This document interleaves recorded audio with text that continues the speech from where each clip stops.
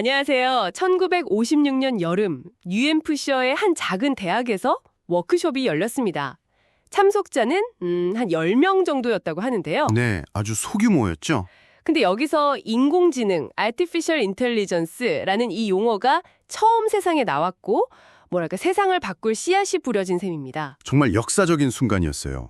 이번 탐구에서는 바로 이 다트머스 워크숍, 그리고 여기서 시작된 AI 초기 연구에 두 가지 큰 흐름, 바로 기호주의와 연결주의에 대해 좀 더 깊이 들어가 보려고 합니다. 네, AI의 정말 그 뿌리를 찾아가는 여정이라고 할 수 있겠네요. 여러분도 이 이야기를 통해 AI의 근본적인 질문과 그 시작을 이해하실 수 있을 겁니다. 그럼 그 시작점부터 한번 따라가 볼까요? 모든 건 존 메카시라는 젊은 수학자의 아이디어에서 출발했죠. 맞습니다.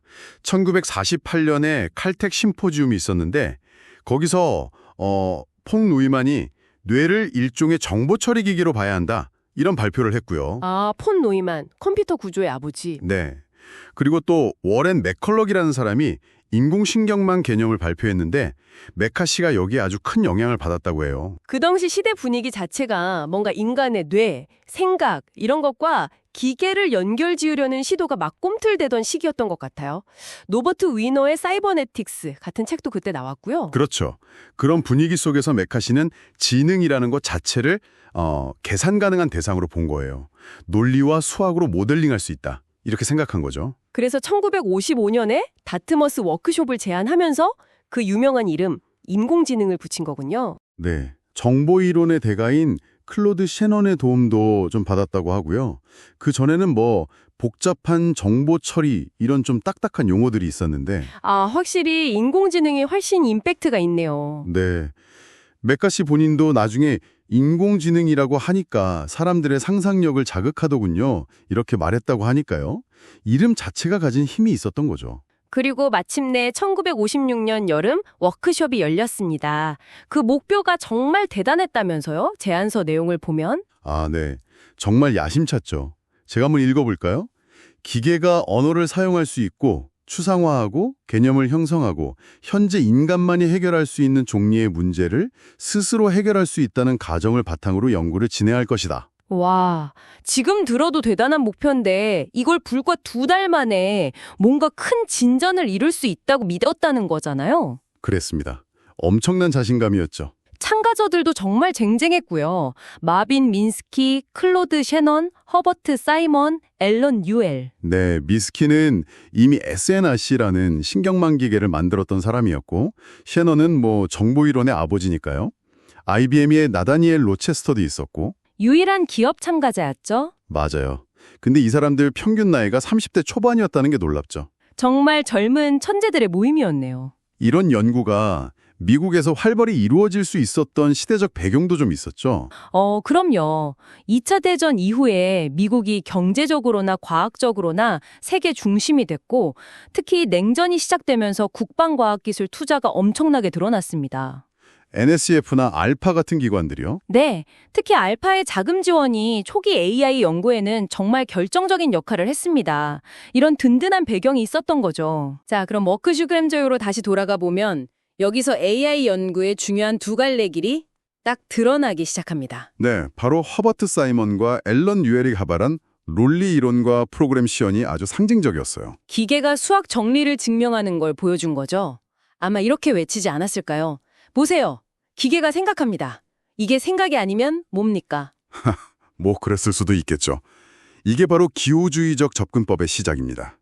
인간의 생각을 논리적인 규칙의 집합으로 보고 그걸 기호로 조작해서 문제를 풀 수 있다, 이런 관점이죠. 근데 여기에 반론을 제기한 사람이 있었으니 바로 마빈 민스키였군요. 네, 민스키는 좀 다르게 봤어요.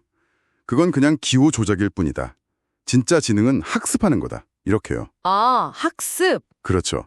민스키는 인간 뇌 구조를 본뜬 인공신경망, 즉 연결주의적 접근을 더 중요하게 생각했습니다. 본인이 만든 SNRK도 미로찾기를 학습할 수 있었으니까요. 여기서부터 이제 근본적인 질문이 시작된 거네요. 생각이란 과연 무엇인가? 딱 정해진 규칙인가? 아니면 뇌처럼 연결된 망에서 떠오르는 어떤 패턴인가? 맞습니다. 기호주의자들은 그래서 if then 같은 명시적인 규칙으로 세상의 모든 지식을 표현하려고 했어요. 논리적인 문제 해결을 강점이 있었고 왜 그런 결론이 나왔는지 설명하기가 비교적 쉬웠죠. 그들의 궁극적인 목표는 인간의 모든 지식을 규칙으로 만들면 완벽한 AI가 탐생할 것이다. 뭐 이런 거였겠네요. 네, 그런 야심찬 꿈이 있었죠. 반면에 연결주의는 뇌의 뉴런 연결망을 수학적으로 모델링해서 데이터를 통해 연결 강도, 즉 가중치를 스스로 조절하면서 학습하는 방식에 주목했습니다. 패턴 인식 같은 데 강점을 보였겠군요. 그렇죠.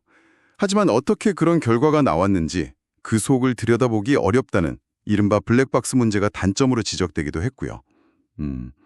여러분이라면 이 두 가지 길 중에 어느 쪽이 지능에 더 가깝다고 생각하시나요? 정말 흥미로운 질문이네요. 자, 다트머스 이후의 AI 연구는 한동안 엄청난 기대를 받으며 첫 번째 부흥기를 맞이합니다. 네, 10년 안에 기계가 체스 세계 챔피언을 이길 거다. 이런 식의 아주 낙관적인 예측들이 쏟아졌고 알파 같은 곳에서 막대한 연구비도 지원됐죠. 그런데 그 기대가 너무 컸던 걸까요? 곧 한계에 부딪히기 시작합니다. 맞아요. 체스나 수학 정리 증명 같은 건 사실 좀 제한된 환경에서의 문제, 토의 문제라고 부르는데 이런 건 곧잘 풀었어요. 하지만 현실 세계는 훨씬 복잡하고 예측 불가능하잖아요. 그렇죠. 그 유명한 프레임 문제 같은 것들이요. 끊임없이 변하는 세상에서 뭐가 중요하고 뭐가 그대로인지 판단하는 거? 이게 기계한테는 너무 어려웠던 거죠. 네, 그런 현실적인 문제들 앞에서 기계가 맥을 못 춘 겁니다. 결국 1973년에 영국에서 나온 라이트힐 보고서가 결정터였어요. AI 연구 성과가 너무 부풀려졌고 실질적인 진전은 미미하다. 이런 비판이었죠. 그러면서 이제 AI 연구에 대한 지원이 끊기고 투자가 회수되고 첫 번째 AI 겨울이 찾아온 거군요. 네, 그렇습니다. 기호주의는 규칙이 너무 많아지면 감당이 안 되는 확장성 문제에 부딪혔고 연결주의는 당시 컴퓨팅 파워의 한계나 설명력 부족 같은 문제 때문에 더 나아가지 못했죠. 하지만 다트머스에서 시작된 이 두 갈래길이 완전히 사라진 건 아니었죠. 그럼요. 기호주의는 이후에 전문가 시스템이나 지식 그래프 같은 형태로 명맥을 이어갔고요. 연결주의는 긴 침체기를 거치긴 했지만 결국 나중에 딥러닝이라는 이름으로 화려하게 부활해서 지금 우리가 아는 GPT 같은 모델로 이어진 겁니다. 정말 흥미로운 건 최근에는 이 두 가지 접근법, 기호주의와 연결주의를 다시 합치려는 뉴로 심볼릭 AI 연구가 또 활발해지고 있다는 점이에요. 네, 맞아요. 역사는 돌고 도는 걸까요? 다트머스의 거인들, 메카시, 민스키, 쉐넌, 사이먼, 뉴엘 같은 분들은 다들 이후에 각자 분야에서 튜링상이나 노벨상까지 받으면서 인류 지성사에 큰 획을 걷고요. 결국 다트머스에서 나뉘었던 두 길이 수십 년 동안 서로 경쟁하기도 하고 또 때로는 보완하기도 하면서 발전해온 셈이네요. 그렇죠. 그리고 최근에 이 둘이 다시 만나려는 움직임은 어쩌면 지능의 본질에 대해 우리에게 또 다른 질문을 던지고 있는 건지도 모르겠습니다. 과연 진정한 인간 수준의 AI를 만들기 위해 우리에게 남은 과제는 무엇일지 여러분도 한번 생각해 보시면 좋겠습니다. 다음 시간에는 이 혹독했던 AI의 첫 번째 겨울, 그 추위 속에서도 꿈을 놓지 않았던 사람들의 이야기를 좀 더 자세히 들여보겠습니다.